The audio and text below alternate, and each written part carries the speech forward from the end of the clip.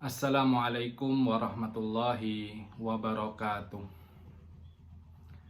Ketemu lagi di channel saya.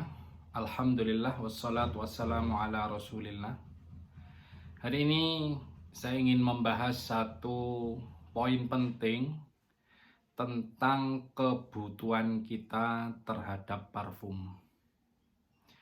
Teman-teman yang baru datang di channel ini, saya mengkhususkan salah satu konten yang saya bahas di channel ini adalah tentang parfum, karena kesukaan saya dan hobi saya menggunakan parfum, mencoba-coba parfum yang baru dan menambah koleksi saya tentang parfum.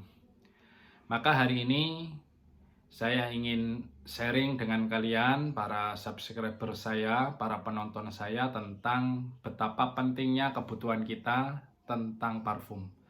Betapa pentingnya kebutuhan kita akan parfum.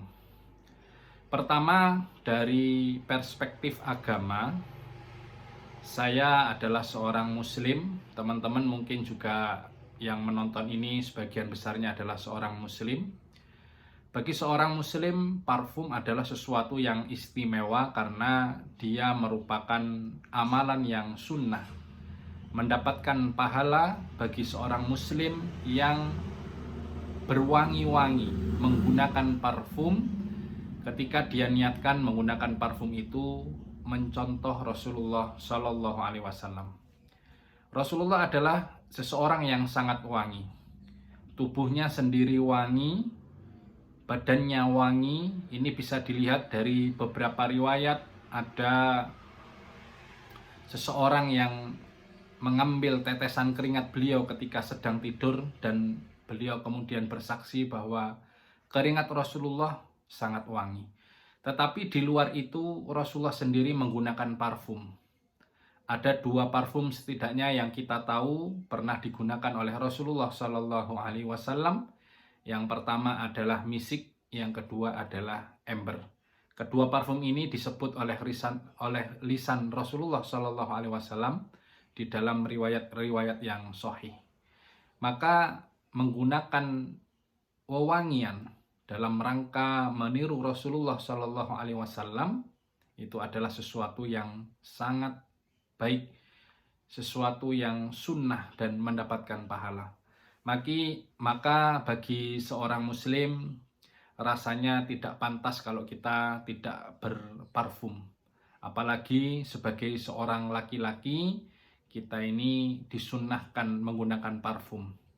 Ketika bertemu dengan pasangan kita, dengan istri kita, ketika menyambut tamu, ketika menghadiri ibadah sholat, ketika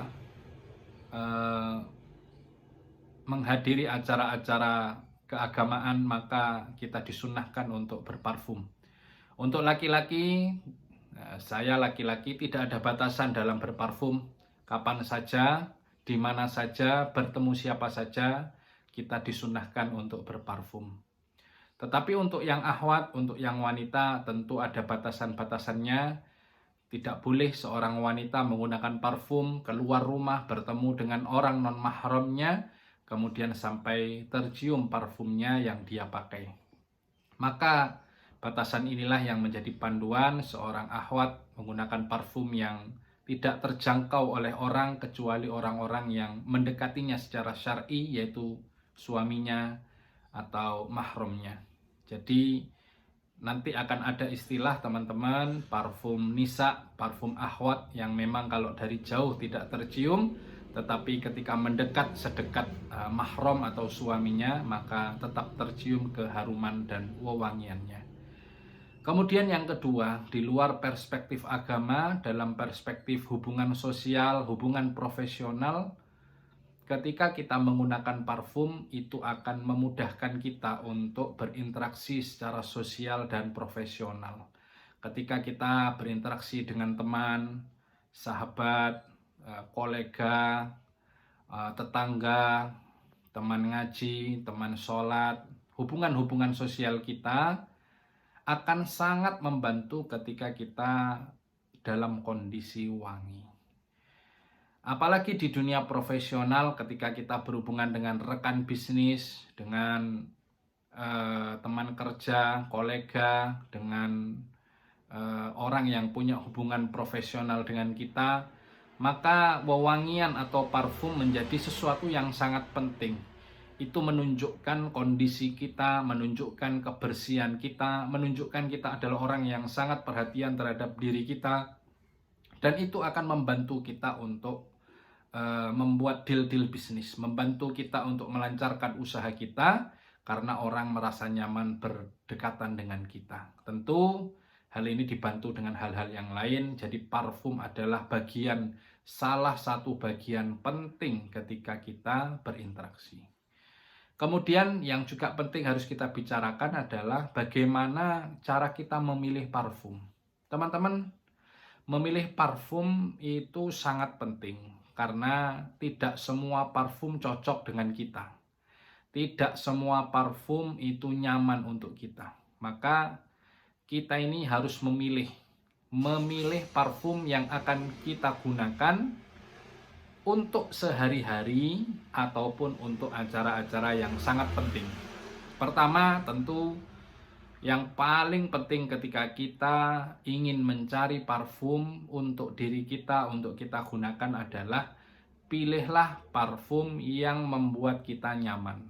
Itu yang pertama. Pilihlah parfum yang membuat kita good mood. Pilihlah parfum yang awalnya membuat kita senang. Jangan sampai kita fokus cari parfum yang disenangi orang, yang viral, yang trending, yang banyak dibicarakan influencer parfum, yang banyak direkomendasikan di sosial media, tetapi kita sendiri tidak suka. Bahkan jangan sampai parfum kita niru orang di sekitar kita. Orang pakai A, kita pakai A. Orang pakai B, kita pakai B, padahal kita tidak suka. Jadi kita memang pertama carilah parfum yang membuat diri kita nyaman. Tidak peduli itu mahal murah, tidak peduli itu apa mereknya, brandnya, kalau tidak membuat kita nyaman, maka itu jadi pertimbangan penting. Karena pertama kali yang menikmati parfum yang kita pakai itu adalah diri kita sendiri. Jadi pilihlah teman-teman parfum yang menyenangkan, yang enak, yang asik buat kita. Ada beberapa jenis parfum yang bisa kita pilih, misalnya ada parfum kayu-kayuan, ada parfum oud atau gaharu, ada parfum sandal atau cendana, ada parfum kayu ini, kayu itu, dengan berbagai karakternya.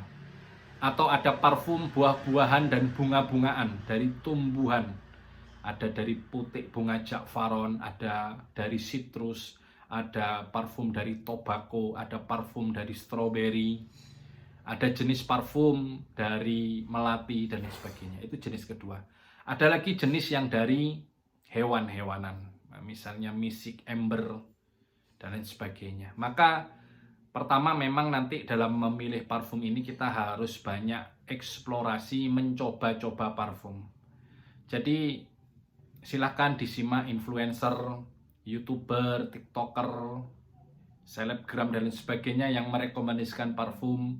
Kira-kira mana yang paling cocok dengan teman-teman, cobalah ya. Coba, harus dicoba. Kalau beruntung sekali kalau teman-teman punya rumah yang dekat dengan toko parfum, kita bisa bereksplorasi. Cobalah. Apa yang menjadi rekomendasi itu sangat penting untuk kita dengarkan dan cobalah. Jangan berhenti di satu parfum. Coba lagi, coba lagi, coba lagi. Sehingga nanti sampai pada kesimpulan teman-teman menyukai satu atau dua parfum. Ini juga perlu saya jelaskan, tidak harus seseorang memilih satu parfum. Boleh lebih dari satu. Boleh dua. Boleh tiga, boleh empat, boleh lima. Sepanjang teman-teman suka, teman-teman punya budget untuk membelinya, silahkan. Jadi itu pertimbangan pertama, pilihlah parfum yang teman-teman suka. Yang kedua, coba lihat respon orang di sekitar tentang parfum yang kita pakai. Karena ini juga jadi pertimbangan yang penting kedua setelah yang pertama. Lihat respon istri kita ketika kita pakai parfum yang kita pilih tadi. Lihat respon anak-anak kita, lihat respon teman kerja kita, teman nongkrong kita, kolega kita, rekan bisnis. Biasanya mereka komen. Kalau ini jadi panduan ya, kalau mereka tidak komen, kemungkinan mereka suka, kemungkinan mereka tidak suka tapi malu ngomong. Tapi kalau mereka komen jelek, ini baunya kayak nyong-nyong, ini baunya kok aneh, ini baunya kok begini-begini, besar kemungkinan memang kita tidak cocok dalam parfum itu. Jadi tolong didengarkan ketika ada yang komplain dengan parfum yang kita pakai. Tapi kalau ada parfum yang kita dipuji, nah kita harus melihat-lihat apakah ini pujian hanya sekedar pujian basa-basi atau memang dia suka. Tetapi apapun itu, komentar dari orang-orang di sekitar kita itu sangat penting untuk kita dengarkan dalam rangka memilih parfum yang akan kita jadikan parfum harian. Ketika ada yang berkomentar miring, coba cek apakah memang parfumnya itu tidak cocok dengan kita, atau itu parfum memang banyak orang tidak suka, atau jangan-jangan kita salah pakainya, volumenya terlalu banyak sehingga terlalu nyeger atau bagaimana. Jadi itu pertimbangan kedua. Pertimbangan ketiga, ini juga jadi pertimbangan adalah harga. Teman-teman, memang yang mahal tidak selalu bagus, tapi yang bagus biasanya mahal. Saya ulangi sekali lagi. Memang yang mahal, parfum yang mahal tidak selalu bagus.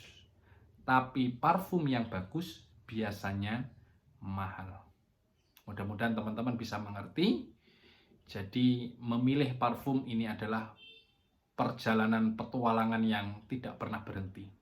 Untuk orang-orang seperti saya yang sangat senang parfum, sampai hari ini saya masih mencari parfum yang enak. Masih mencari. Terus mencari. Walaupun saya sudah punya parfum-parfum andalan. Raudhah VIP, Mukhallat Nabawi, Amir Al-Oud, Misik Toharo, dan beberapa parfum lainnya yang memang saya suka. Kemudian yang ketiga, ini yang juga penting dan terakhir ingin saya sampaikan teman-teman. Dalam berparfum ini, saya menyarankan dalam kondisi tertentu, cobalah nabung untuk beli parfum yang agak mahal. Cobalah nabung untuk membeli parfum yang agak mahal. Seperti yang saya sampaikan tadi, parfum mahal belum tentu bagus, tetapi yang bagus biasanya memang mahal. Maka teman-teman, kalau teman-teman beli ada parfum yang harganya 10 ribuan. Ada harga parfum yang 100, 200, 300 ribuan. Ada juga parfum yang 1 juta, 2 juta, 3 jutaan. Atau kalau teman-teman pernah beli, pernah belanja, pernah jalan-jalan ke Mekah, ke Madinah, itu ada parfum yang harganya seharga mobil. Apa yang membedakan parfum-parfum itu? Kualitas, kewangian, daya jangkau, tingkat lama tidaknya dia bertahan di tubuh kita, termasuk keasliannya. Maka saya menyarankan ketika teman-teman ingin mencicipi parfum yang enak, nabung untuk bisa mencoba parfum yang baru. Ya, saya sering teringat perkataan sahabat Rasulullah SAW, Umar bin Khattab.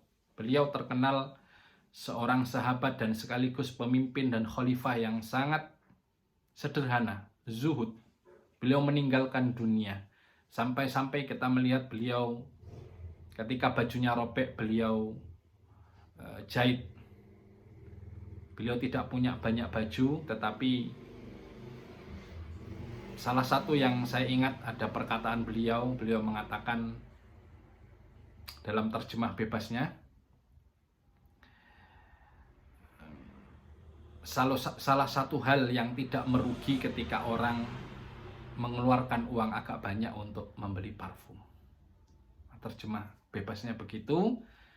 Saya tidak teringat bagaimana terjemah detailnya, tetapi perkataan itu sudah saya tanam beberapa tahun belakangan ini. Saya selalu ingat-ingat di antara hal-hal yang boleh kita menyisihkan uang banyak untuk itu adalah membeli parfum.